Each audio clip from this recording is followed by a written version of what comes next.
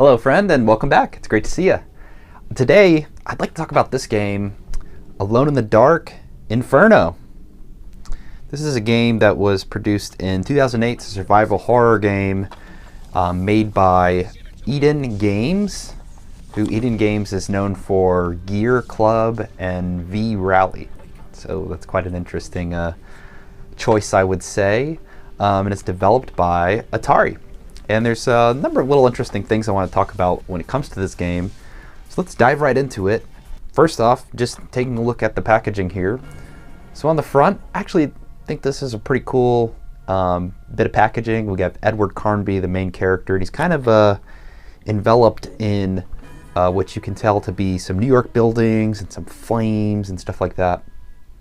And this version, Alone in the Dark Inferno, is the penultimate version. There's a few other different versions of this, and the first time I played Alone in the Dark, the 2008 release, I played it on Wii, and I was a little kid, littler at least, and I thought, oh, I love survival horror, this will be so cool. It just came out, and it was terrible. I was like, what is this game? This is a well-known IP. How did it fall so far from the tree? But it turned out the Wii version was a very stripped-back version of this title, which came out on PlayStation 3. So if you have had interest in checking out Alone in the Dark from 2008, pick up the PlayStation 3 version. I think that's where you'll be happiest. I think there's a 360 version as well, which is at the same caliber. And on the back, we see the end of the world starts at 59th and 5th. So this game takes place in New York City. We'll talk a little bit about that more. Let's see what other dramatic things they have on here. A quote from worthplaying.com. Alone in the Dark returns with a heart-stopping survival experience. Wow, that's telling me a lot about what I'm in for. That's for sure. New York will never be the same again. Okay. In one apocalyptic night, Edward Carnby must fight unimaginable forces to reveal the earth-shattering secret of Central Park. Alrighty. Let's pop it open, and here on the inside we have disc and manual. Unfortunately, with the repetitive art, I comment on this in a lot of my reviews, I do wish the art would be different. I mean, how many pieces of concept art do you have? You can just do one, just change it just slightly.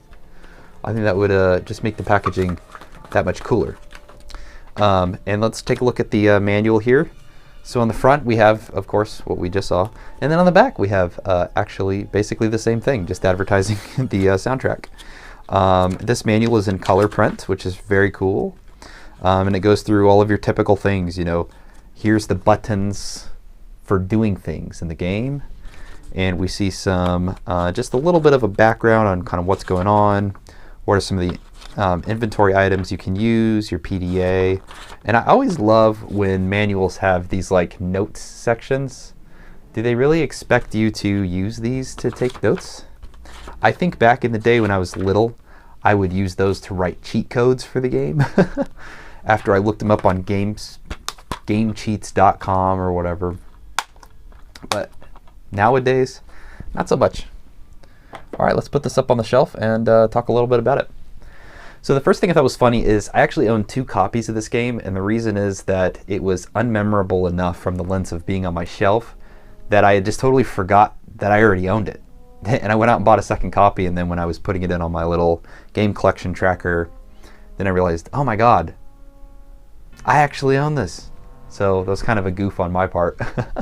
But a very interesting time for survival horror games, and I would say in general just Japanese publishers at large, because one of the things that was going on in the later 2000s is Japanese publishers wanted to take their IP and expand it out to Western audiences more.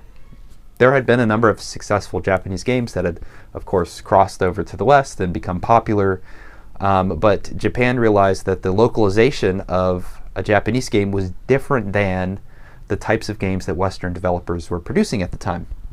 And so for a lot of the PlayStation 3 and Xbox 360 era, we saw games for existing IPs where the publishers were no longer making the game, and instead they were giving that off to a US or European development team to kind of revisit the IP and the ideas and westernize it for audiences abroad to sell, of course, more copies is the hope, and to make more money in the process. And so Alone in the Dark Inferno seemed to be one of those titles as well that kind of got this glow up, I guess, is what you might call it. But there's a lot of funny, well, not funny, but dramatic stuff kind of going on in the background. You know, Atari owned Eden Games, who had been working on these driving games for a number of years. And in 2011, which actually is a couple years after this game came out, Atari laid off like half of the company. And then so much drama. The rest of the employees went on strike, and they demanded that Eden Games be separated from Atari, and they tried to do like a legal junction to make that happen. And then Atari ultimately liquidated the whole company. And then former employees banded together and relaunched Eden Games sometime later and went back to making driving games, I guess. But interestingly enough, that's the history of Eden Games. I wasn't very familiar with many of their titles, but here we are, talking about one of them. So the game received mixed reviews, especially across different versions of the game. As I mentioned, the Wii version is pretty atrocious, I would say. And this one scoring the highest of the bunch. And overall, it was a financial success. I think when I was reading this, the game sold more than 1 million copies across all consoles. That's pretty good for what is a IP that was sitting quite dormant for some time. And this game also used the Twilight 2 engine, which is an engine that was developed, I think, in-house by Eden Games to work on both this game as well as Test Drive Unlimited. And you know, nowadays games are made with basically Unreal Engine, maybe Unity sometimes, and there's not a whole lot of competition in the engine space. And so holistically, a lot of games end up feeling similar, the way they play, the way their menus are laid out, how their controls kind of function or pre-built. And it's because Unreal does a lot of this up front for the developers when they start thinking about the game. And of course, there's been a streamlining of a lot of that to make your game easier to play across broader audiences. But in the 2000s, we still had this experience going on where companies were just making their own engines, trying them out, doing different things. And the Twilight 2 engine is very cool. They did a number of tech demos leading up to and through the development of this game, showing off all sorts of cool things, such as how inventory items could be combined and leveraged in a variety of ways. One of the tech demos was cool. It showed a character puncture a blood pack, and they threw the blood pack and it created a trail of blood that would get enemies off of them, for example. And you know, these were things that I had not seen in games before, and in 2008 this was pretty new because we were just on the cusp of what is the 360 PS3 generation really taking off, right? And they also showed off cool different ways environmental objects can be manipulated and such, and I'll have a few examples of those talking about the gameplay a little later. But I just always love when I pick up a game, especially if it's running on a different engine than games I've played before, and I can kind of see some of that innovation in there. Whether it's a good or bad game, seeing a little bit of innovation makes me excited to just check it out, try it out, and see what's next on the gameplay aspect of it. So let's talk a little bit about the gameplay. The first thing I thought was really crazy is this game is built on a series of episodes. I guess you could compare it to like Alan Wake, for instance. And from the beginning, I didn't really mess around with this because I was just starting to play the game. But it looked like I could basically choose any point in the game to start playing. You could just go and you could play the end of the game if you want, right at the moment you buy it. And then you'll get like this previously on Alone in the Dark, and then it would play a little collection of all the events that have happened up to that point that you would need to know. The developers put this in as a way to allow players to skip sections they thought were going to be difficult. But it's just very odd choice in my opinion. But kind of diving into the actual gaming experience itself, the game's pretty cool in the fact that it can be played in third person or first person. So a lot of the times you'll probably be doing the gunplay in first person, and you'll be moving around and looking at the environment in third person. And there's also some kind of puzzles mixed into the gameplay experience as well throughout the action. What is really big here as a factor is the environmental gameplay and the puzzles. So you might have to find an object to use to break down a door, or you might need to make a fire that will cause a rope to burn and then an item to drop that you'll need or something like that. You could also like throw objects in midair and shoot them. So if you have like a Molotov and you want to throw it at an enemy, you can shoot it in the middle of the air to get it exactly where it needs to go if that enemy's moving, or so on and so forth. And so on top of that, you'll also be combining items that create various different uses for those items as well. So there's a lot of cool little gameplay aspects that you can do here. So I don't know, if you make a little bomb, you can wrap tape around it, and now you have a sticky bomb, and so on and so forth. And I thought all of this was really cool, and again, just super interesting and something that I hadn't seen before. And it's fun when I start playing a game and I realize, oh, I have to learn how this game plays, and I have to learn how to manipulate the game to kind of achieve my ends of moving through it successfully. And so that was very cool. I'd also say that it's very interesting in this game when your character is hurt. Your character is Edward Carnby. He reflects damage visually on his person. And so what you'll have in your inventory is medical sprays, bandages, etc. And you have to kind of aim at those damaged areas on your body and spray them or wrap them and so on and so forth to heal yourself. Which, again, I thought was cool from the lens of, I really liked this implementation in Metal Gear Solid 3, where it's kind of survival in the lens of you have to make sure that Snake is okay and that he is he's healed after taking damage in a fight. And there's an interfacing way to kind of create that. And in Alone in the Dark, it's real time. And so if you're hurt, you know, you look down into your inventory and Edward pulls open his coat, which has the bandages and the spray or whatever. And then you literally choose that and start to pick the parts of your body that need that healing. And so I thought for it to be real time, it to be in the game, was very immersive, very interesting, and very different. And so for that, I again applaud this game for its innovation. A couple other things. The game starts linearly to begin teaching you how some of these various gameplay elements work and function before kind of throwing you out into an open world central park where you can kind of at your leisure explore around and do various activities and such. You'll have a main objective, and then you'll have some side objectives to like destroy some demon nesting areas, I guess.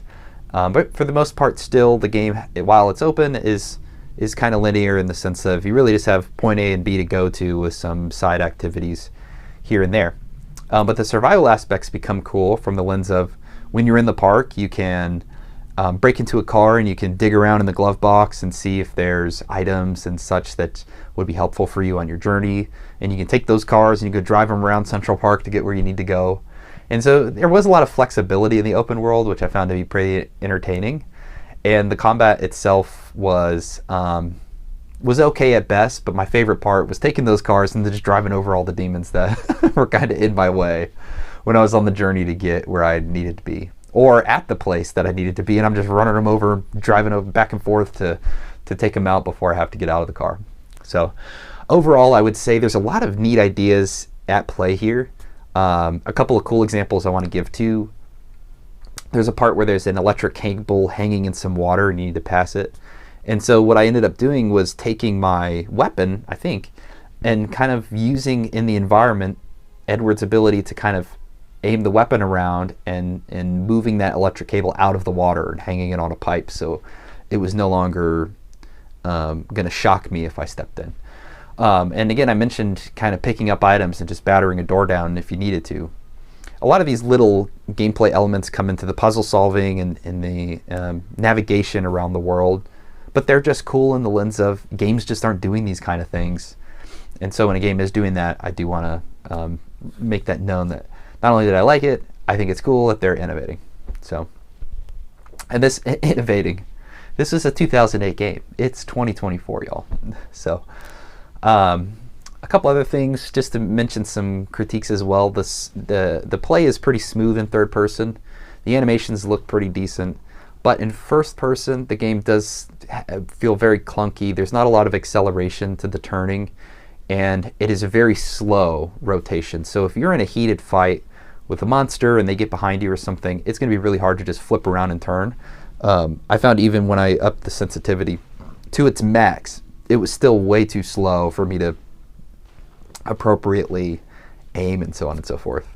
And also from a gameplay lens, there was far too much action than there was survival horror.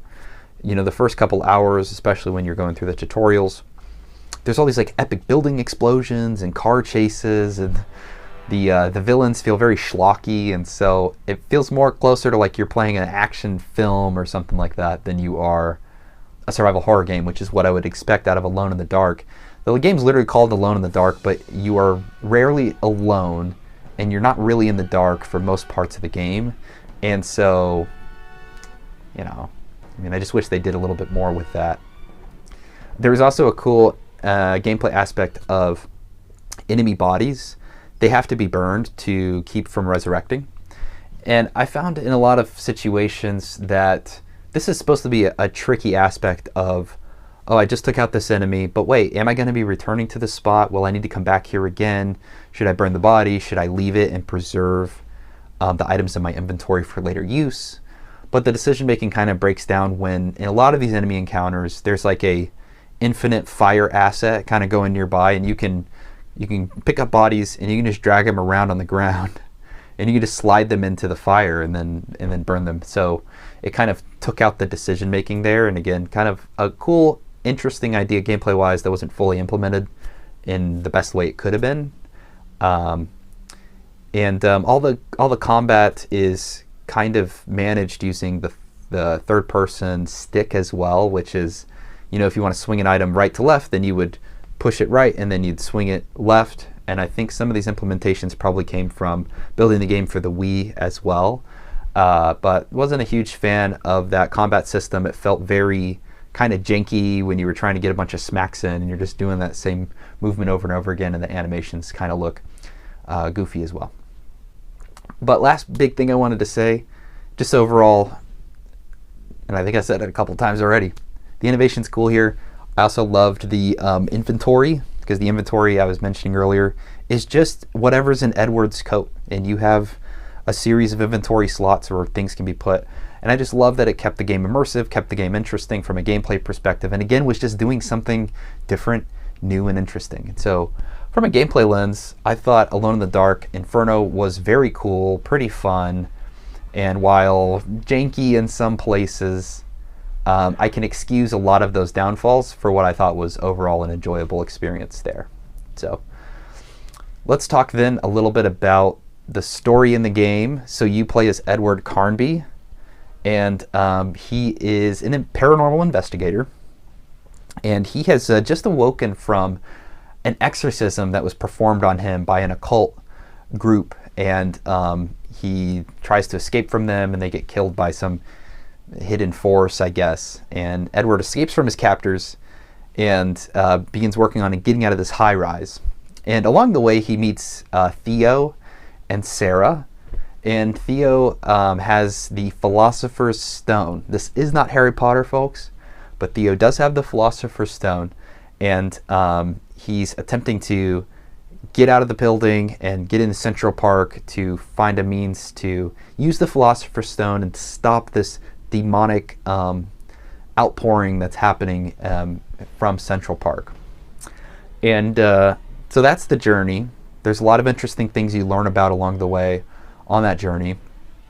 Just a couple things I want to call out on the story side is that Carnby, he is the main protagonist of this game, but I found him to not be super charismatic, kind of an asshole at times, and super quiet most of the time too. He's kind of lacking in personality, and when this is the lead of your game, I was just hoping for a little more out of him. I think he fits like this late 2000s apathy aesthetic, but overall just wasn't working for me as a character leading the game personally. And I would say otherwise the story, while there are a couple things where you go, oh, okay, well that's a thing, I didn't know that. It is pretty beat by beat in terms of you kind of know from the onset what the ultimate objective is, you work towards that objective, you accomplish it, and the game has a couple split endings that you can kind of explore, and they were okay, I guess. So overall the story wasn't really a draw for me here. It was the wonky gameplay ideas kind of going on, but the story did service getting that gameplay experience and kind of enjoying it. So From a sound perspective, the voice acting, the sound effects, they're fine. They didn't do anything crazy for me. They were just kind of there as I needed them to be. But I did want to say that the soundtrack really bothered me. It's thematically very loud orchestral music with a lot of choir singing as well. And I'm not against either of those things. But for the tone of a survival horror game, again, it's one of those things where I think that the developers were confused on if they wanted to make an action game or they wanted to make something more in line with its predecessors. And this was part of the westernization of a lot of these survival horrors. Now, the original composer who did music for the other Alone in the Dark games, he came back and did the music. But I think under the direction of, make it kind of boomy and kind of dramatic. There's a lot of dramatic singing, and I guess it fits the demonic theme, but didn't really work so much for me. So I wasn't a big fan. There's a lot of that music in the game, and so yeah, it's my feelings. And then graphically, PlayStation 3, especially early PS3, is not kind to a lot of games. The color and art direction is a bit better because there's a lot of fire in here, so at least you have red, but the game does fall into those caveats of browns and grays that this console generation were known for. The character models are kind of uglyish, I would say. They didn't really impress me, but I did like the environments, especially when you're just in Central Park. I love the build of the park. I love the look of the park, and as the park kind of evolves over the course of the game, I think you get a lot of visually interesting things going on as well. And so kind of a mixed bag graphically, but I would say that it still holds up pretty okay to this day, because just playing it recently and it being a 15-year-old game or so, still had a lot of fun just overall with the view of the game. So, and performance, it's about what you would expect out of a PlayStation 3 game, so I'll just leave it there. It holds, but it's not going to blow you away in the performance realm. And so to summarize, I think this game is just worth playing just to enjoy and experience the gameplay and some of the innovative ideas that Eden Games was coming up with when they made Alone in the Dark Inferno. I had a lot of fun with it. The story didn't blow me away. There are some interesting beats to the story that you'll learn about Edward, about the Philosopher's Stone, about what's going on in Central Park. But it's serviceable at best, I would say. The music drove me crazy, but the sound was fine otherwise, and graphically this was what I expected. It wasn't super interesting, but it did age in a graceful way, I guess is the best I could say it. I didn't look at the graphics and go, that's kind of not so good looking. So take what you will from that. I had a lot of fun with the game. I think you should definitely check it out, just because I had low expectations. I came in and I left surprised at how much fun I did have just experiencing those gameplay elements. And so curious if you've played Alone in the Dark Inferno. Would love to know your thoughts and appreciate you watching the video. If you like the video, please like the video and subscribe. Would love to have you around for the next one. And until next time, stay well, stay healthy, and take care, guys. I'll see you next weekend.